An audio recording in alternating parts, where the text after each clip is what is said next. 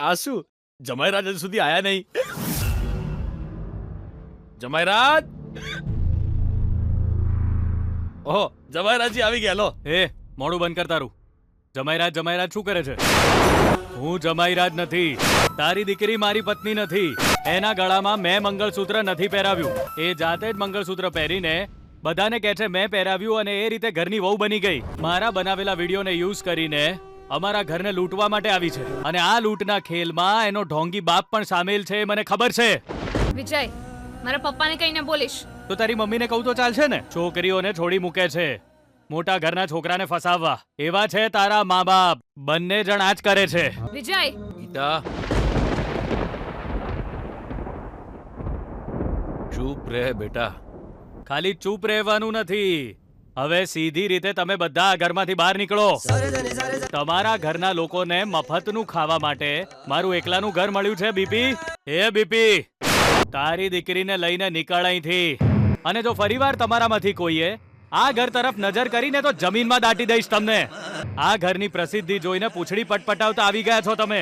ગટરના કીડા જેવા છો. તમારા માટે આ ઘરમાં કોઈ જગ્યા નથી. નીકળો અહીંથી. Get out. શું થયું? મોઢું ઉતરેલું છે? તે તો વિજયના ફ્રેન્ડ સામે ગીતા વિશે મોટી મોટી વાતો કરી, પણ મને બહુ ડર લાગે છે. કેમ? ગીતા પર કોઈ સંકટ આવ્યું હશે એવું લાગે છે. અમીર લોકો સાથે પંગો લેવો એ પોતાના જ પગ પર કુહાડી મારવા જેવું છે. પણ ગીતા ચૂપ રહેવા વાળી નથી. એણે ચૂપ રહેવું પડશે, કેમ કે એના મા બાપ ત્યાં જ છે. એમની સામે કોઈ ગડબડ ના થાય એટલે એની ઈચ્છા ના હોય તો પણ એ ચૂપ રહેશે. એટલે જ એ તકનો ફાયદો ઉઠાવીને વિજય એની સાથે કંઈ પણ કરી શકે છે. પહેલેથી જ એની જીભ પર એનો કાબુ નથી. વિજયના ફ્રેન્ડ્સે કોન્ફિડન્સથી બોલીને ગયા છે. મતલબ ગીતા પર કોઈ મુશ્કેલી આવી હકે કા? મને તો એવું જ લાગે છે. ના યાર, ગીતા ક્યારે હાર માનવાની નથી. આવનારી મુશ્કેલીનો સામનો કરવાવાળા હંમેશા જીતવા જ જોઈએ. ત્યારે જ લાઈફને એક પ્રોપર બેલેન્સ મળશે. ગીતા સાથે ભગવાન છે જ, પણ એ પણ ચૂપ જ રહેશે એવું લાગે છે. શું જોઈ રહ્યા છો? આ ઘરમાંથી જવાનું કહ્યું તો પણ મારું મોઢું જોઈને ઊભા છો? આ બંગલામાં તમારી પગ મૂકવાની પણ ઓકાત નથી, સમજ્યા તમે? તમારી દીકરીનો હું પતિ નથી અને એ મારી પત્ની નથી. જલ્દી નીકળો અહીંથી. Right now go.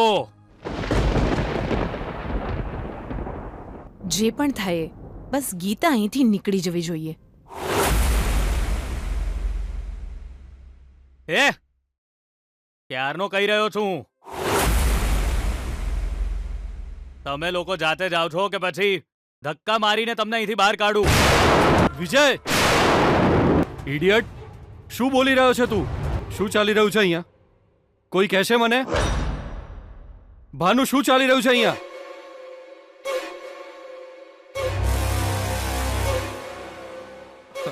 અરે વેભાઈજી, એવું કઈ ખોટું થયું જ નથી. એક મિનિટ. હા, શું એક મિનિટ? મારો દીકરો તમને ગાળો આપી રહ્યો છે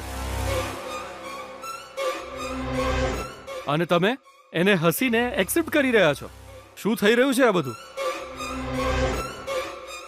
પપ્પા, ભાઈ કંઈ પણ બોલી રહ્યો છે. કહે છે કે એણે ભાભીને મંગળસૂત્ર નથી પહેરાવ્યું. ભાભી એના પત્ની પણ નથી. આ બધું નાટક છે. આ બધું શું છે વિજય? અરે વેભાઈજી, જમાઈરાજને કઈ જ ના કહેશો. એમના સારા કામના વખાણ કરવાના બદલે જો આપણે એમને વળીશું તો ભગવાન પણ નારાજ થઈ જશે. ગાળો આપવી યોગ્ય લાગે છે? મોટા સાથે વાત કરવાની સેન્સ નથી. અને એટલું જ નહીં, એની વાતોનો કોઈ મતલબ છે ખરો? છે. અરે બહુ જ મોટો મતલબ છે. જમાઈરાજજી સુપર્બ છે.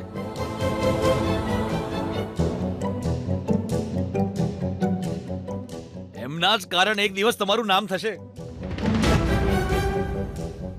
ખરેખર તમે જમાઈરાજ નથી, ભગવાન છો, ડોક્ટર છો તમે. વૈષ્ણવજી, તમારી વાતો અમને તો હું ઓરિજિનલ ભગવાન નહીં સમજાય. સમજમાં નહીં આવે. આ વાતો હું અને જમાઈરાજ જ સમજી શકીએ છીએ હે ને જમાઈરાજ? જમાઈરાજ તો મારા માટે ભગવાન જેવા છે. અરે મને અચાનક હેડકી આવવાનું શરૂ થઈ ગયું, રોકાતી જ નહોતી. અને આવા સમયે જો કોઈ તમારી સામે આવીને અચાનક ડરાવણી વાતો કરે તો તમારી હેડકી રોકાઈ જાય. મારા મુશ્કેલીના સમયમાં જમાઈરાજે પોતાનું કોમન સેન્સ વાપરી જાણી જોઈને ગમે તેમ બોલીને મારી હેડકી રોકી દીધી. એકદમ મારા મગજને આમ પેલું ડાયવર્ટ કરાવીને એકદમ મારી હેડકી રોકી દીધી. જોયું એમનું દિમાગ કેટલું સરસ રીતે વાપર્યું એમને. એટલે જ કહેવાય છે જમાઈરાજ દીકરા જેવા હોય છે. પોતાના સસરાની તકલીફ ઉપરથી જોઈ લીધી ને નીચે આવીને ફટાફટ ઠીક પણ કરી દીધી. અરે બેસ્ટ જમાઈ. શાબાશ જમાઈરાજ, અરે શાબાશ. મને હીરા જેવો જમાઈ મળ્યો છે. મારી દીકરીના લગ્ન તમારી સાથે થયા એ ખરેખર મારું નસીબ સારું છે. જમાઈરાજ, તમે જ્યારે દીકરીના પિતાનું આટલું સરસ ધ્યાન રાખો છો તો મારી દીકરીનું કેટલું સરસ ધ્યાન રાખતા હશો સમજાઈ ગયું છે મને હવે. I am very happy, I am very lucky.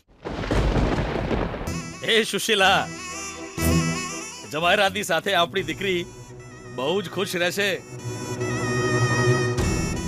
સ્વર્ગ જેવો આનંદ મળશે આપણા માટે. એનાથી મોટી વાત શું હોય? આવ જઈએ. ગીતા, હવે અમે જઈએ.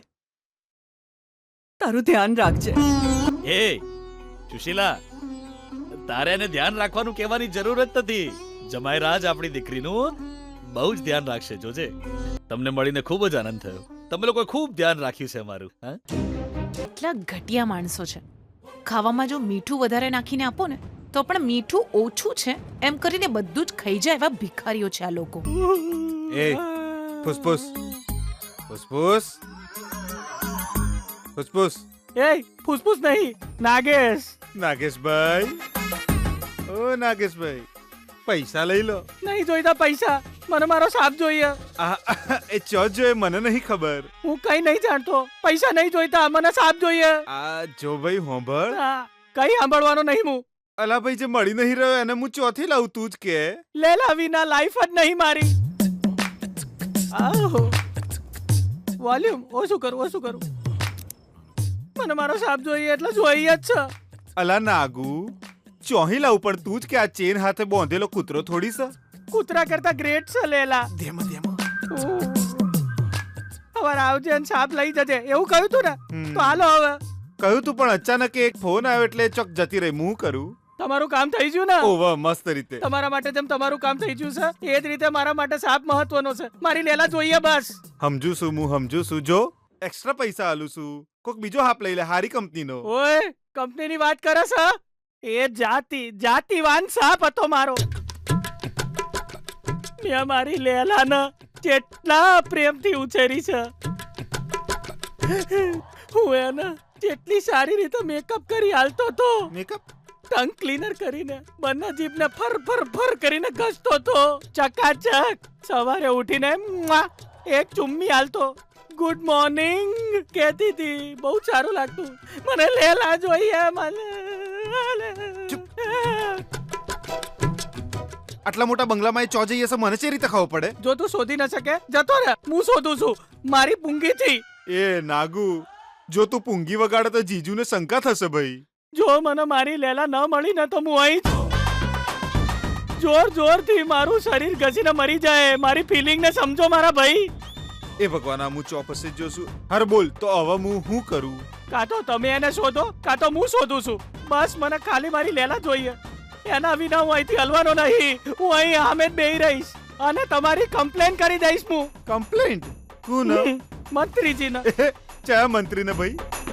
સૂર્યપ્રકાશ સાહેબને. અલ્યા તારી તો. એ ભગવાન, તમે અહીં બેહો, હું જઈને ગોતું છું. હો, તું કોને શોધી લાઈશ બોલ? હું કઈ નહીં જાણતો. મને મારો સાપ જોઈએ બસ. બીજો સાપ લાવ્યો તો હું નહીં જાઉં. એ તારો જ હાપ છે, એ તને કઈ રીતે ખબર પડશે? એની પૂંછડી પર બહુ પ્રેમથી મેં લખ્યું છે નાગ દેવતા એમ. એ જઈને જોઈ લે. હાચે? એ ભગવાન, નોમની જગ્યાએ ચીપ લગાવી દીધી હોત તો અત્યાર સુધીમાં તો આરામથી ખબર પડી જતી. ચોસે ચીપ લગાવવાની જગ્યા નથી, નહીં તો લગાવી હોત. નાગો લેલા. આહા, ડ્રામા કંપની વાળા છે તારા ફેમિલીમાં બધા. થૂ, તમને લોકોને શરમ આવી જોઈએ. થૂકને પણ પ્રસાદ સમજીને ખાઈ લો એવા છો તમે લોકો. શું આ જ છે સ્વાભિમાન તમારું? આને તમે તમારી શક્તિ કહીને બધાની સાથે લડો છો? વિજય, શું બોલી રહ્યો છે તું? કાચિંડાની જેમ પોતાનો રંગ બદલીને ગમે તે હદ સુધી જવાવાળા તમારા પરિવાર જેવા લોકોને મેં આજ સુધી જોયા નથી. આપણી બંને વચ્ચેના સંબંધનું સત્ય કહું છતાં તારા પપ્પા હેડકીનું બાનું કાઢીને બધું નાટક કરે છે. આ કીધું તોય ખુશ થતા થતા જતા રહ્યા. એ કચરાના ઢગલામાં જન્મેલી છું તું, તોય તને કમળ કહેનાર પર ધિક્કાર છે. બસ કર. તું એમની દીકરીનો પતિ છે એટલે જ એ તને સન્માન આપીને જતા રહ્યા છે. એમની જગ્યાએ બીજું કોઈ હોત તો તને છોડત નહીં. શું કરત? અને હું ત્યાં સુધી ચૂપચાપ બેસી રહે તેવું લાગે છે તને? જો તું ચૂપ ના રહ્યો હોત તો એ લોકોએ તારું મોઢું જ તોડી નાખ્યું હોત. એ મોઢું બંધ કર તારું. અમારા ફેંકેલા ટુકડા પર જીવનારી ફેમિલી છે તમારી તો, અને એવી ફેમિલીની સાઈડ લઈ રહી છે તું. વિજય, આવી વાતો કરતા તો મને પણ આવડે છે, અને હું જે બોલું છું એ વાતનો મતલબ છે. કેમ કે અત્યાર સુધી જે તકલીફો આપી છે એ હું સહન કરતી આવી છું. તમારા બધા લોકોના કેટલાય પ્લાનને ચોપટ કરી ચૂકી છું હું.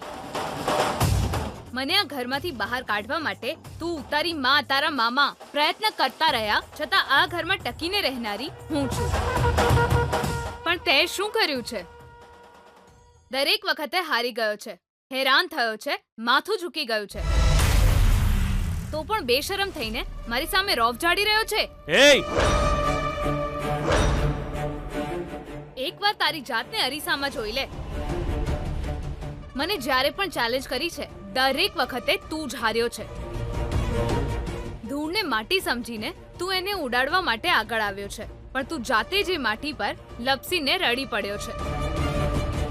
કોલેજની એક્ઝામમાં હાર્યો, રમતમાં હાર્યો, અમને રસ્તા પર લાવીને હાર્યો, વિડીયો બનાવીને હાર્યો, અને મને આ ઘરમાં આવવાથી પણ રોકી ના શક્યો તું તો મને 30,000 કમાતા પણ ન રોકી શક્યો. મને લાગ્યું કે તું મને કોલેજ ફીસ નહીં ભરવા દે, પણ તું તો એમાં પણ હારી ગયો. સમાજની સામે પોતાની ભૂલ સ્વીકારી લે. હું તને છોડી દઈશ, નહીં તો ત્યાં સુધી હું તને હેરાન કરીશ. તારી જિંદગીની દરેક ક્ષણે રડતો રહીશ એવા ખરાબ હાલ કરીશ હું તારા.